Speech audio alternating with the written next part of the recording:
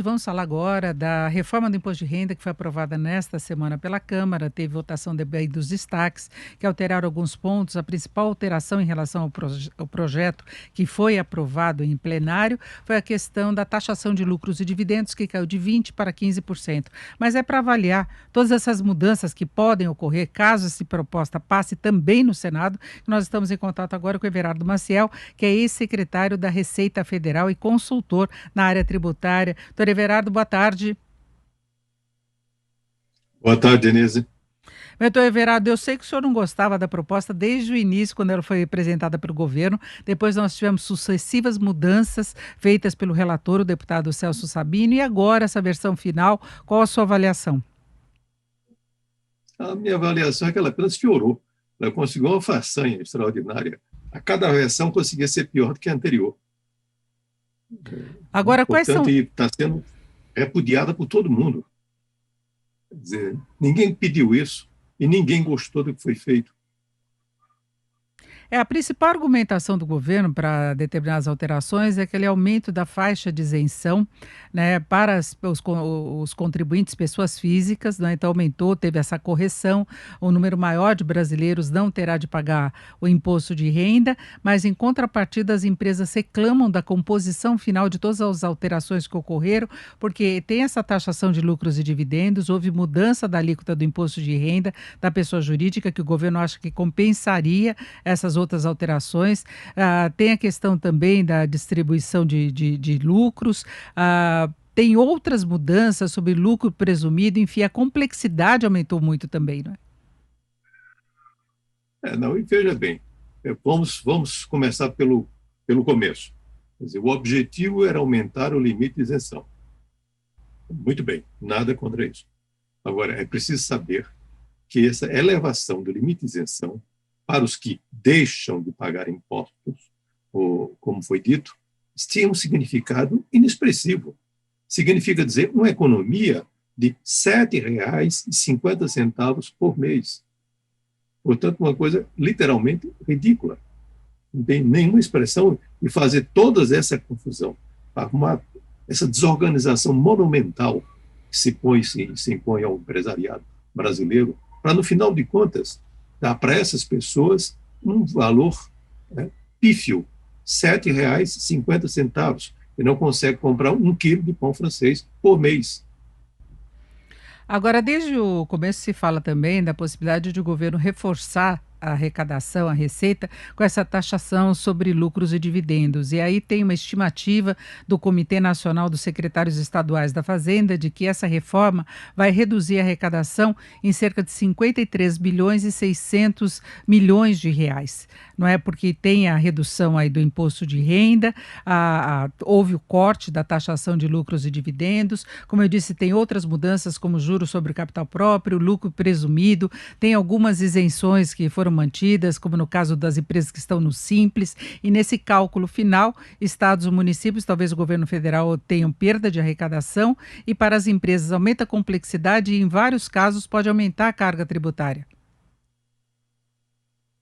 Bom, vejamos o seguinte: quanto ao valor, quanto à perda de arrecadação, que há estimativas diferentes, diversas estimativas, que é difícil fazer isso, porque os últimos estados disponibilizaram de informações completas sobre o imposto de renda das pessoas jurídicas é de 2013. Tem 8 anos de defasagem. Então, se parte de algum esforço de fazer esse tipo de previsão, mas há um consenso. Em todas as situações, há perda de arrecadação. Só que eu acho que a perda de arrecadação, estimada, portanto, a partir dos números disponíveis sobre o imposto de renda das pessoas jurídicas, está subestimada. Porque imagine só o seguinte: eu digo, eu vou tributar dividendos de pessoas que estão no lucro presumido acima de 4,8 milhões de faturamento anual. Ora, se a pessoa está com o dobro disso, ele vai desdobrar em 2 empresas para não pagar. É óbvio. Quer dizer, sempre que for possível, ele desdobra em 2 empresas, em 3, em 4, em 5. Enfim, portanto, a queda é muito maior do que essa. Quer dizer, ninguém imagine que as pessoas vão ficar simplesmente esperando ter um pesado aumento de carga tributária. vão reagir. Do outro lado, em relação às grandes empresas, ora, se houver a perspectiva de tributação de dividendos, é evidente que todas essas empresas vão distribuir o máximo que puder de dividendos, inclusive os que se encontram represados. Do mesmo jeito que juros remuneratórios do capital próprio.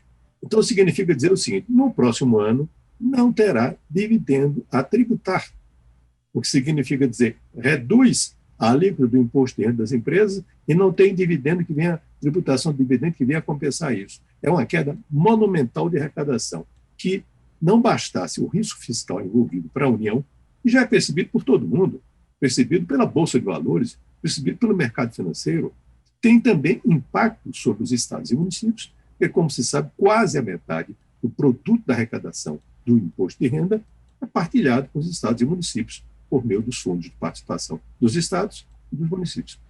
Ontem nós já tivemos uma queda muito acentuada da Bolsa de Valores, de mais de 2%, agora a Bolsa recua 0,8%.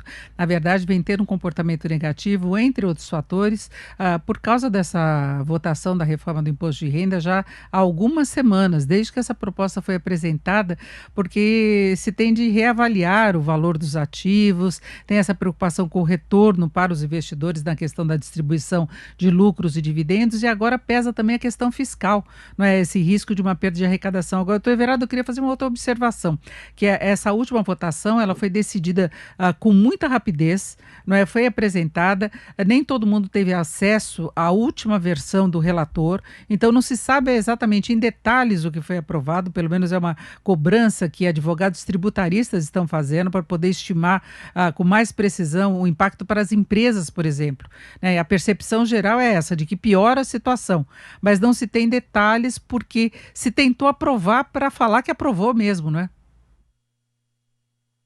Exatamente. Ou seja, eu vi a votação, que era acessível pela internet, onde se pediu um tempo, já iniciando a votação, para poder ler o texto. Como é que um projeto dessa envergadura, com tal tipo de repercussão, ele é votado sem sequer as pessoas saberem o que é que está votando, sem nenhum tipo de estimativa das repercussões, nada disso. Quer dizer, isso perde arrecadação, aumenta a sonegação, aumenta o planejamento tributário, desorganiza todo o empresariado brasileiro, a ponto de um importante jornal hoje em editorial dizer, olha, a saída adequada para isso é esperar que o Senado enterre isso. Desista dessa coisa, dessa maluquice. A pressão toda agora vai em cima do Senado, inclusive parte dos secretários estaduais da Fazenda, que já estão criticando. Henrique Meirelles, aqui em São Paulo, já se manifestou a respeito disso também, mas ex-dirigentes do Banco Central, Ilan Goldfein, falou a mesma coisa, empresariados também cobrando alterações em relação a essa situação. Foi das piores propostas em termos de repercussão que nós tivemos até agora, mexendo com o sistema tributário brasileiro, né? E agora se fala da possibilidade da discussão, da retomada de discussão daquele imposto digital, que seria uma substituição, um retorno da CPMF com um outro nome, para se bancar a desoneração da folha, que é outra proposta original de Paulo Guedes que nós temos, assim como aquela ideia de fusão de PIS/COFINS apenas, e não daquela fusão mais ampla de tributos que vinha sendo discutida, não é? Pois é, mas eu tenho que reconhecer um mérito da proposta, ou dois méritos. Primeiro, permitiu mostrar que teses demagógicas nesse campo não prosperam, são inviáveis. Segundo, um outro mérito, que vai em tom irônico, conseguir uma coisa fantástica, conseguir a unanimidade contra. Isso é uma coisa quase inédita. Eu, que há muito tempo lido na matéria tributária, nunca tinha visto isso. Quer dizer, conseguiu reunir a unanimidade contra, onde passa, de agora, uma torcida generalizada para que o Senado enterre a proposição. Quer dizer, esse é o quadro que nós estamos vendo. Agora, falou em outras propostas que foram mencionadas aí, com outros projetos do Ministério da Economia, inclusive essa da criação da contribuição sobre bens civis. Isso apenas evidencia que a capacidade de piorar é infinita, é inesgotável. Nada, como se diz, está tão ruim que não possa ficar pior. Agora, doutor Everardo, ficando do jeito como está, se o Senado não alterar, o que o senhor prevê em termos das empresas em geral? O senhor acha que a situação piora mesmo? Só para fecharmos, que o empresariado anda preocupado com essa situação, não é? É um momento Sem ainda dúvida. difícil de retomada de atividade. Vão encarar mais carga tributária mesmo? Sim. Agora, alguns têm alívio.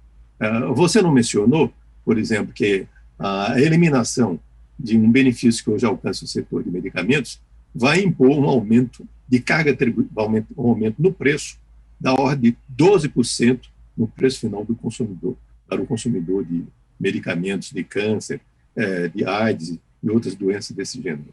Pois bem, então, isso, quer dizer, muitos terão prejudicado, mas muitos vão tentar também se defender, vão tentar fazer planejamento de alguma forma. Por exemplo, se diz não haverá tributação incidente na tributação dos dividendos distribuídos às holdings familiares. Mas ninguém que vai distribuir para a holding familiar.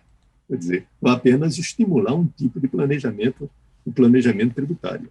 Agora, no final, os que havia uma oposição generalizada e alguns passaram a concordar, porque, como se disse, olha, eu vou retirar do paredão de fuzilamento e você faz um documento me elogiando, como ocorreu em relação às microempresas.